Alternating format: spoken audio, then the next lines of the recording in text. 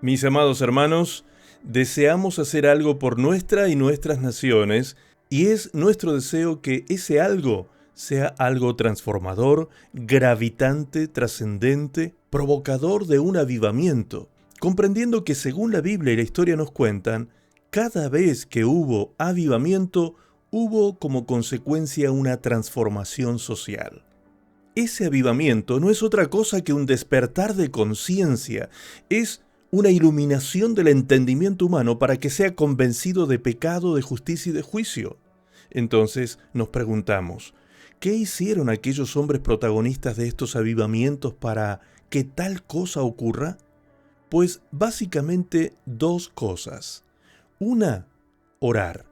Y dos, predicar el Evangelio sin intereses espurios. Hermanos, así como hay que saber predicar, también hay que saber orar, porque la palabra de Dios dice claramente en Santiago 4:3 que pedimos y no recibimos porque pedimos mal. Pues entonces hay algo más importante que orar, y es saber orar. Orar con entendimiento, como Jesús les enseñó a sus discípulos que hagan en la famosa oración llamada el Padre Nuestro, en Mateo 6, versículos 6 al 13. Porque no se trata de repetir cual mantras o rezos frases mágicas, porque si creemos que la oración de poder será aquella oración que tiene muchas palabras, erramos. Erramos por dos motivos. Primero, pensando que porque hablamos mucho, Dios nos oirá. Jesús dijo en Mateo 6:7, orando, no uséis vanas repeticiones como los gentiles que piensan que por su palabrería serán oídos. Esto hacen los paganos, los gentiles, porque creen que la oración tiene poder, y el enemigo ha logrado introducir este falso concepto en la mente de muchos hijos de Dios. Amados, la oración no tiene poder por lo que es en sí misma. Si así fuese, la oración de cualquier religión pagana tendría poder, y no es así. El que tiene poder es el Dios que oye, que atiende y responde a esa oración, porque es un Dios vivo y todopoderoso, es decir, nuestro Dios. La oración entonces no debe ser un fin en sí misma. La oración es un medio para alcanzar la gracia que anhelamos de parte de Dios. Les invito entonces a que analicemos un poquito lo que la palabra de Dios nos enseña acerca de la oración intercesora y qué es lo primero que el Señor Jesús enseñó en relación con orar por nuestras naciones. Lo primero que dijo en la oración del Padre Nuestro fue: Padre nuestro que estás en los cielos, santificado sea tu nombre. ¿Sabemos qué significa santificado sea tu nombre? ¿Qué quiso decir el Señor con estas palabras? Si lo leemos en la TLA, se nos hará más fácil comprender. Allí dice, ustedes deben orar así: Padre nuestro que estás en el cielo, que todos reconozcan que tú eres el verdadero Dios. Ahora sí toma mucho sentido y tiene directa relación con nuestra oración por nuestro país. Queremos que todas nuestras naciones reconozcan a Dios. Entonces, si queremos que lo reconozcan, ¿qué más deberíamos incluir en nuestra oración para que esto ocurra? Pues debemos pedir los recursos necesarios para eso. Por ejemplo, buenos y sanos predicadores que prediquen el Evangelio como es debido. Así lo enseñó Jesús en Mateo 9:37. Entonces dijo a sus discípulos, a la verdad, la mies es mucha, mas los obreros pocos. Rogad pues al Señor de la mies que envíe obreros a su mies. El apóstol Pablo enseñó que, además de pedir obreros, debemos orar para que estos sean competentes. En Efesios 6:18 dice, orando en todo tiempo, con toda oración y súplica en el Espíritu, y velando en ello con toda perseverancia y súplica por todos los santos y por mí, a fin de que al abrir mi boca me sea dada palabra para dar a conocer con denuedo el misterio del Evangelio, por el cual soy embajador en cadenas, que con denuedo hable de él como debo hablar. Y agregó Pablo en Colosenses 4:2, Perseverad en oración, velando en ella con acción de gracias, orando también al mismo tiempo por nosotros, para que el Señor nos abra puerta para la palabra, a fin de dar a conocer el misterio de Cristo, por el cual también estoy preso, para que lo manifieste como debo hablar. Si queremos la salvación y transformación de nuestro país, comencemos por pedir obreros calificados, para que sepan cual paladines blandir y usar la espada del Espíritu, que es la palabra de Dios, para romper toda venda mágica que entenebrece el entendimiento de nuestras naciones. Dice el apóstol Pablo en 2 Corintios 4:3, si nuestro evangelio está aún encubierto, entre los que se pierden está encubierto, en los cuales el Dios de este siglo, Satanás el diablo entre paréntesis, cegó el entendimiento de los incrédulos para que no les resplandezca la luz del evangelio de la gloria de Cristo, el cual es la imagen de Dios. Además de predicadores que levanten en alto la antorcha de la palabra de Dios para que la luz del evangelio resplandezca, necesitamos también que los portadores de la luz sean efectivos como tales.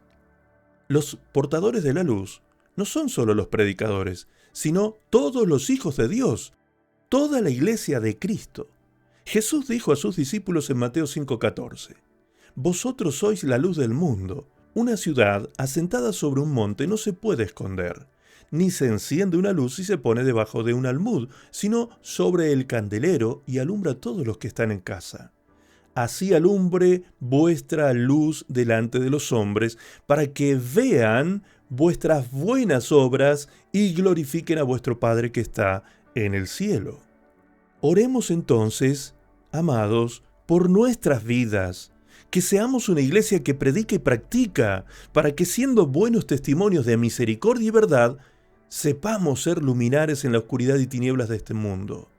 Muchos predicadores gritones y condenatorios, prejuiciosos y faltos de respeto y amor al prójimo, se han levantado con el apoyo de muchos ignotos que aplauden la supuesta valentía, entre comillas, de la insolencia de dichos mensajeros.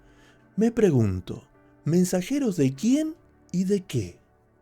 Amados, no es así como se corrige el pecado de las naciones, sino como dice la palabra de Dios. Proverbios 16:6 dice, con misericordia y verdad se corrige el pecado, y con el temor de Jehová los hombres se apartan del mal. ¿Queremos que nuestras naciones se aparten del mal? Pues aquí os dejo la receta perfecta. Es con misericordia y verdad. Esto es predicar el evangelio de la verdad con amor y por amor a los perdidos.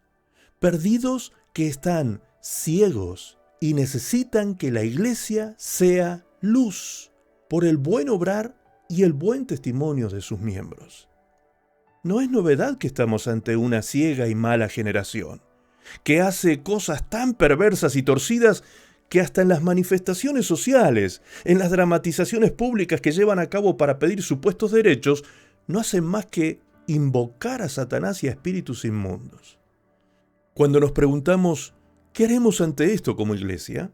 Rápida e impulsivamente suelen levantarse la voz de estos supuestos predicadores sin amor, que como si tuviesen sed de sangre, convocan al pueblo de Dios a la guerra espiritual y obviamente para darle un tinte espiritual a tal actividad dicen, hermanos, hagamos guerra espiritual, reprendamos al diablo y echémoslo fuera de nuestra nación, fuera de nuestro país. Y otra vez, vuelven a dañar la nación con tales expresiones. Jesús dijo en Mateo 12:30, el que no es conmigo, contra mí es, y el que conmigo no recoge, desparrama. Lo dijo cuando enseñaba sobre lucha espiritual precisamente. Jesús dijo que si yo quiero que el hombre fuerte espiritual sobre nuestra nación, personificado obviamente en Satanás, suelte los bienes, es decir, las almas que tiene tomadas, las cuales yo quiero sacar de sus manos, lo que debo hacer es atar al hombre fuerte. ¿Qué sucede si lo echo fuera de la casa, fuera de las personas del país? Pues por un tiempo se irá, pero volverá. ¿Y qué sucederá? Lo que el mismo Señor siguió diciendo en el mismo capítulo 12.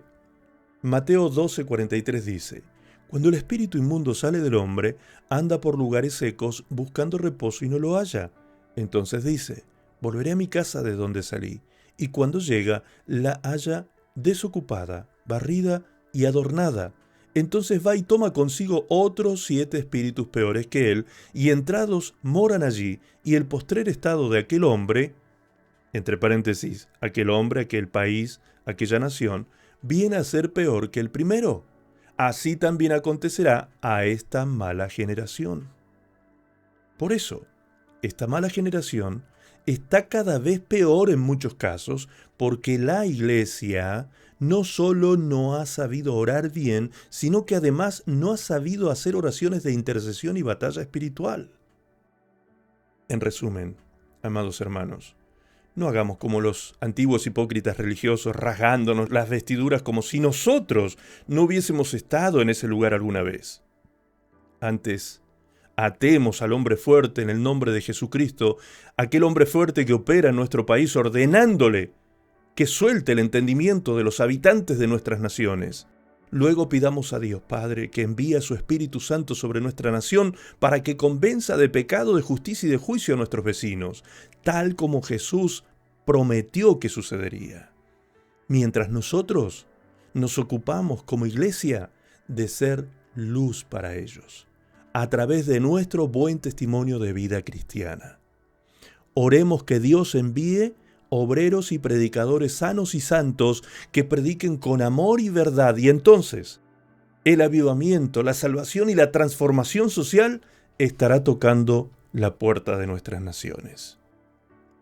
Procuremos la paz de la nación impía donde vivimos, como dijo Jeremías al pueblo de Dios, que se hallaba cautivo en Babilonia. Jeremías capítulo 29, verso 7 dice: procurad la paz de la ciudad a la cual os hice transportar, y rogad por ella a Jehová, porque en su paz tendréis vosotros paz. Amén.